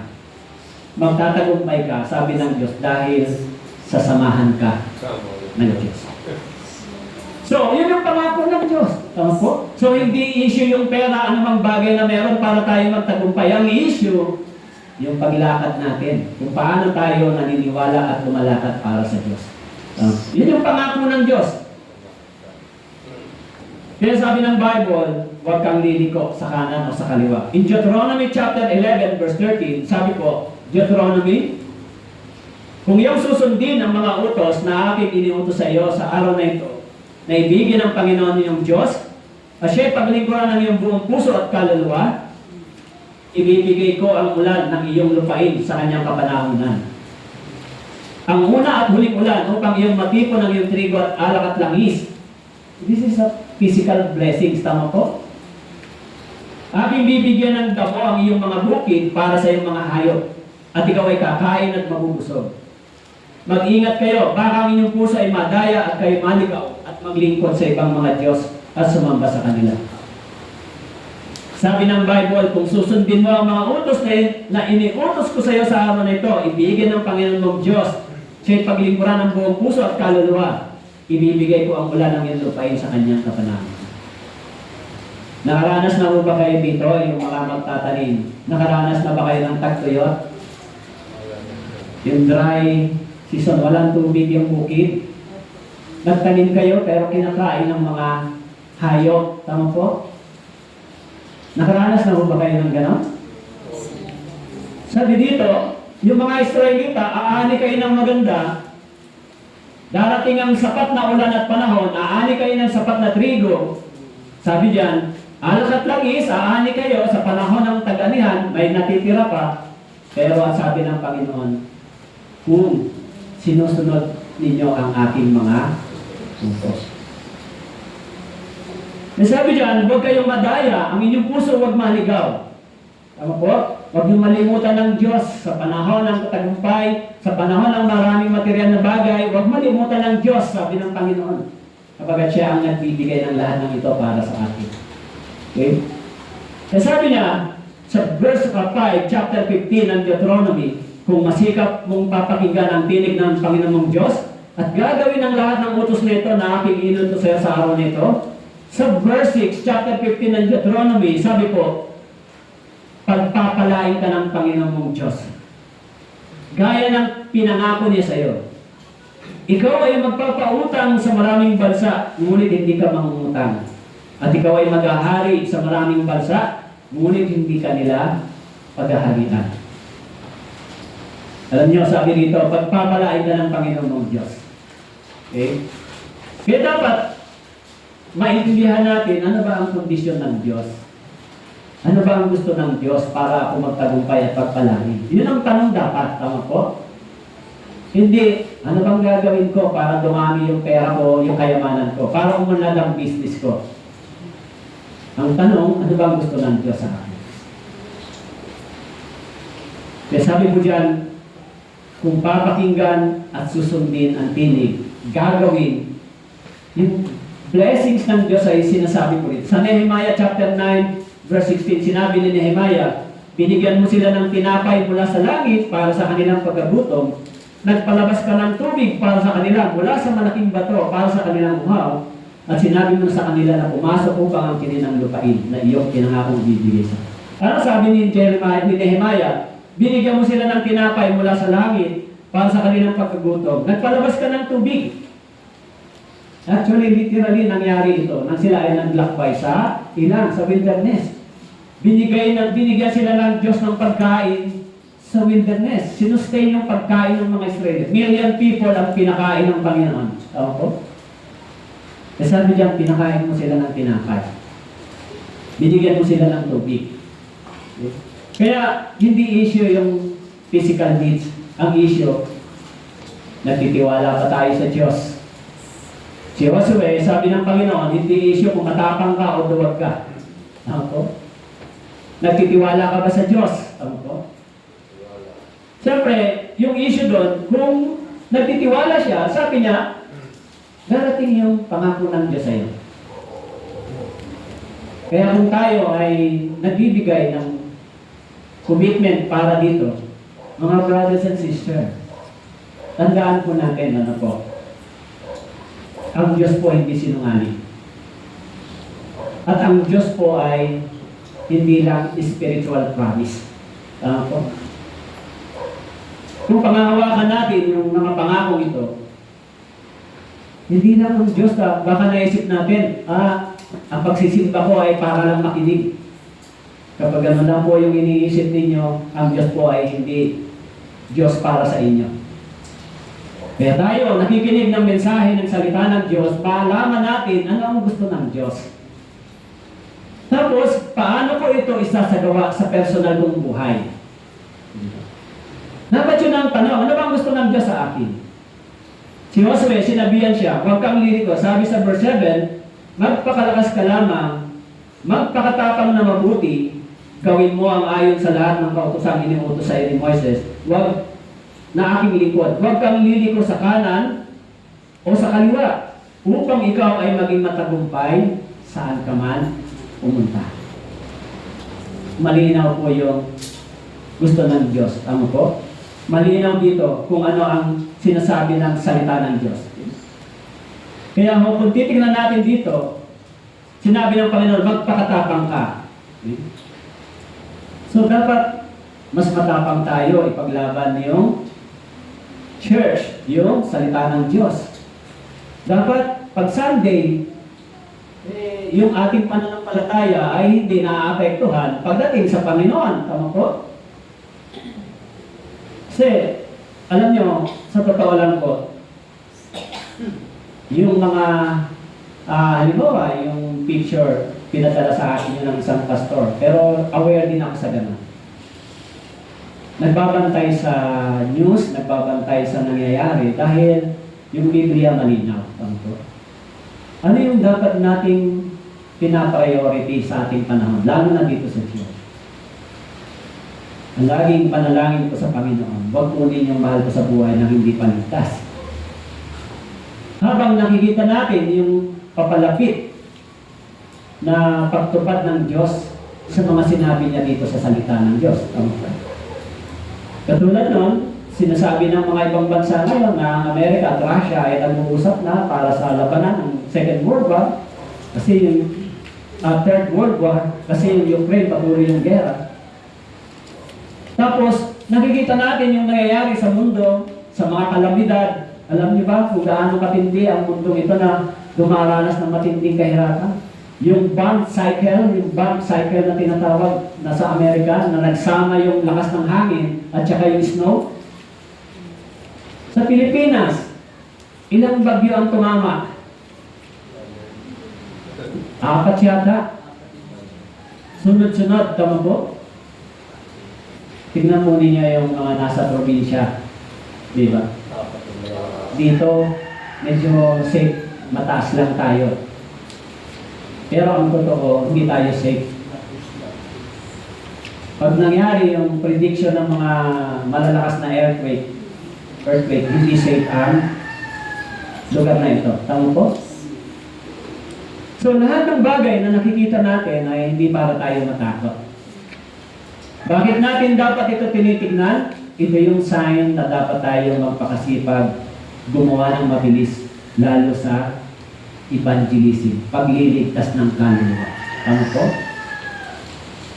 Alam nyo, may nag-offer sa akin na magbigay ng typhoon relief. Pero, sinasabi ko sa kanya, sorry po, kasi marami nang nagbibigay ng typhoon relief. Ang kailangan ng tao ay ebanghelyo. Tama po? Pag natanggap nila yung pananampalataya ng kaligtasan, pag natanggap nila yung kaligtasan sa kanilang mga puso at nagtiwala sa Diyos, actually, hindi yan masyadong aasa sa sarili. Tama po? Of course, tatanggap sila pero hindi sila aasa sa sarili. Dahil may Diyos naman na alam nila, natutulong sa kanila. Pero pag hindi nila natutunan yung pananampalataya sa Diyos, lagi na lang silang nakapokus sa relief. Every time may problem, relief. Hindi na nila nakita na may Diyos pa na pwedeng takbuhan. Hindi ko sinasabing masama ang magbigay ng relief, but sometimes giving ay nagiging slave. Tama po? Nagagawa mong alipin ang tao, maging paralyzed because of giving. Tama po? Because of relief. Kaya yung mentality ng tao, hindi nagbabago. Pero pag turuan mo siyang umasa sa Diyos, turuan mo siyang manampalataya sa Diyos, maligtas siya, of course, kailangan ba ng relief? Yes. Pero hindi na lagi iyon ang nasa isip mo pag may problema. Alam po? Pag tumating ang bagyo, hindi na yun lagi nasa isip mo. May Diyos ka na pwedeng lapitan. I'm sorry to say, sometimes yung relief ay computed yan ng mga politician. Tama po? Akala niyo ba yung relief ay walang bayad, walang kapalit? Totoo po yun. Halimbawa sa botohan, tama po sa botohan, magkano per head? Akala nyo ba yung binibigay sa tao ay hindi nila babawiin siya? Binigyan ka ng 500 sa botohan, kung bibin mo yan sa loob ng 5 taon o 8 taon nilang pamumuno para wala pang 25 centimos ang ibinayad sa iyo per day. Tama po, ganun lang kababa yung iyong reputasyon. Pero nasa isip kasi ng tao, kailangan ko yan eh. Tama po? Walang problema po doon, pero huwag tayong pumayag na laging ganun ang ating mindset. Hindi po masama tumanggap, pero wag tayong laging pumokus. Kaya minsan, pag Sunday, dahil may relief, may mga bigayan, pumunta sa church. Sorry po Kasi, totoo lang naman sinasabi ko, diba? Pag pinanggihan mo yung para sa Panginoon, mas malaking mawawala sa iyo. Pero pag pinili mo muna ang Diyos, mas malaki pang dadali ng Diyos sa'yo. Kasi pananampalataya ang gumagawa doon, hindi naman tingin mo lang. Tama po? Kung ipaglalaban mo yung katotohanan, yung tama, eh sabi ng Diyos, di kita pababayaan, huwag ka mag-alala. Hindi kita iiwan. So, kaya ho, mga brothers and sisters, gusto ko na mga Kristiyano, magkaroon tayo ng matalinong pag-iisip sa mga bagay-bagay sa ating panahon. Kasi, hindi ba, paparating yung, kumbaga, sinasabi lagi ng Bible, malapit nang dumating ang Panginoon. Tama po, agree ba kayo? Agree din ako. Kung titignan mo yung mundo, wala nang papunta sa pagkawasak. This is a wake-up call sa atin, di ba? Tignan mo yung nangyayari. Na before 18th and 19th century, hindi po ganyan katindi yung mga problema ng mundo ito. Pero ngayon, pag wala pong ulan, bagyo, may gera. Pag walang gera, may tagutong. Tama po? Pag walang tagutong, may lindol. So, I hope na tayo, yung sinasabi dito ng Bible, sinasabi ng Panginoon kay Josue, sabi niya rito, be strong in the Lord. Second, be courageous for the Lord. And third, be observed for the Lord. Be strong. Huwag tayong umasa sa ibang bagay. Huwag tayong magpakalakas sa ibang. Magpakalakas tayo sa Panginoon ngayon, magpakatatag kayo. Alagaan po natin yung spiritual life natin. Magbasa tayo, manalangin tayo, dumalo tayo sa pagtitipon lagi. Nung nakaraan, tinalakay ko po sa inyo, di ba? Yung ating buhay spiritual, patatagin po ninyo. Maging masipag sa church, maging masipag sa pakikinig at pagdalo, pag-aaral ng Biblia, para tumatagal pa na ng palataya. Tapos maging matapang sa katotohanan. Pag tayo ay inaalok ng mga bagay, tapos ang kompetensya ay ang Diyos, huwag po kayong pumayag. Hindi, mas mahalaga yung muna sa Panginoon. Pag pinaglaban nyo sa side ng Diyos, hindi po kayo mawawalan. Ano po? Hindi po kayo mawawalan. Yung pananampalatayang pinaniniwalaan natin, pinangahawakan natin, ay hindi po tao ang nangangako sa inyo, di ba? Tulad ng sinabi ko ng Diyos kay Josue, hindi kita iiwan, hindi kita pababayaan. Diyos ang nangako sa kanya nun. Yun din yung pangako po ng Diyos sa Hebreo chapter 13, nakasulat po doon, okay? Tignan po natin yung Hebreo chapter 13. Hebreo chapter 13.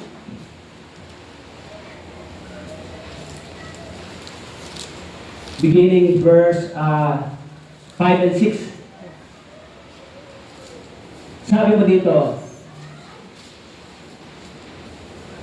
umiwas kayo sa pag-ibig sa salapi at kayo masayahan na kung anong mayroon kayo. Sapagkat sinasabi niya, saan mang paraan ay hindi kita iiwan o papabayaan man. Kaya panatag nating masasabi, ang Panginoon ang aking katulong, hindi ako matatakot, anong magagawa sa akin ng tao? Ulitin ko po yung verse, Hebreo chapter 13, verse 5 and 6. Umiwas kayo sa pag-ibig sa salapi, kayo'y masiyahan na kung anong mayroon kayo. Sapagkat sinabi niya, sino siya? Ang Diyos. Sa anumang paraan ay hindi kita iiwan. Sa anumang paraan hindi kita iiwan. O pababayaan man. Kaya panatag nating masasabi, ang Panginoon ang aking katulong, hindi ako matatakot. Anong magagawa sa akin ng tao? Kaya mga brothers and sisters, hindi ba? Yung pangako ng Diyos ay napakaganda sa mga taong nagtitiwala sa Kanya. Ako, huwag po kayong umasa sa pangako ng mga politiko. Of course, sundin natin sila bilang mga leader ng ating komunidad, bansa, igalang natin sila. Tama po? Tulungan natin umunlad yung ating komunidad. Kasi tayo ay mga, dapat, alam nyo, pag may nabuborn again sa isang komunidad, kumukonti ang kasalanan. Alam nyo ba yun? Pag na-born again ka, hindi ka naman siguro masyado magiging problema ng kapitan nyo. Ay, mababait na yung mga yan, hindi na nakikipag-away, di ba? Totoo po, yung Bible, binabago yung pagkatao natin, di ba? Nakakatulong. Kasi sa komunidad, ganun talaga. Pag itinala mo yung Biblia, magbago ang buhay ng mga tao, nababawasan yung problema ng community. Tama po ba yun? O kung may isang nasinggero na na-born again, ay di nabawasan na yung sakit ng ulo doon sa komunidad, saka sa pamilya, dahil nalaman niya yung Biblia, yung salita ng Diyos. Nawawala yung gulo, tama po, di ba? O, nabawasan yung problema ng barangay o community kapag yung salita ng Diyos ay dumarating. O kayo din siguro, dati mainitin ang ulo nyo, ngayon, mababait na kayo, di ba? So, dati, troublemaker tayo, ngayon hindi na. Napagpapasensya na, nagpapatawad na, hindi, palagpasin mo na lang. Nababago yung buhay ng tao kapag ang salita ng Diyos ay niyayakap at pinanghawakan. So, tatlong bagay yung pinag-aralan natin na sinabi ng Diyos kay Josue. Okay, una, sabi diyan, bago tayo mag-ending, sabi diyan, magpakalakas. Tama po? Pangalawa, magpakatapang. Pangatlo, sundin. Di ba? Sundin yung mga iniuutos ng Diyos. Huwag liliko sa kanan o sa kaliwa. Yun yung sikreto. Kung gano'n, sabi ng Panginoon sa kanya, pagiginhawain ng iyong lakad, magtatamo ka ng tagumpay. This is a Christian life. Secret ng Kristiyanong pamumuhay. Kung ganito yung lakad natin, yung Christian life natin, magiging magandang instrumento ng Diyos kung saan tayo na po. Amen po? Tayo may manalangin. Mahabagin naming Diyos, nagpapasalamat po kami sa salitang ito na sinabi ninyo kay Josue. Naniniwala po kami na sinasabi niyo rin po ito sa church, sa iglesia, sa mga brothers and sisters na naligtas, na kami ay magpakatapang, kami ay magpakalakas, sumunod kami sa inyong salita, huwag kaming liliko sa kanan o sa kaliwa. Tulungan niyo po kami, at nawa po ang mga mahal namin sa buhay na hindi pa po naliligtas, maawa po kayo kami naman sa kanila. Nawa po matanggap din nila yung buhay na walang hanggan. Lalo na po nakikita namin ang malapit mo na pong pagbabalik. Tulungan niyo po na ang aming mga puso at isipan ay laging gumawa sa inyo. Lalo na po Panginoon, bukas mayroon po kaming gagawing pangangaral ng pagliligtas sa Banilan Mission Branch.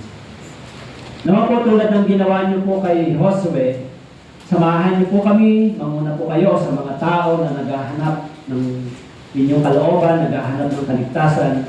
Dalhin niyo po ang kanilang mga paa doon po sa Mission Branch upang makapakinig ng salita ng Diyos. Tulungan niyo po kami bilang iglesia, yung mga brothers and sisters din po magkaisa kami. Salamat po. Ito po ang aming dalangin sa pangalan ng Jesus. Amen. Okay.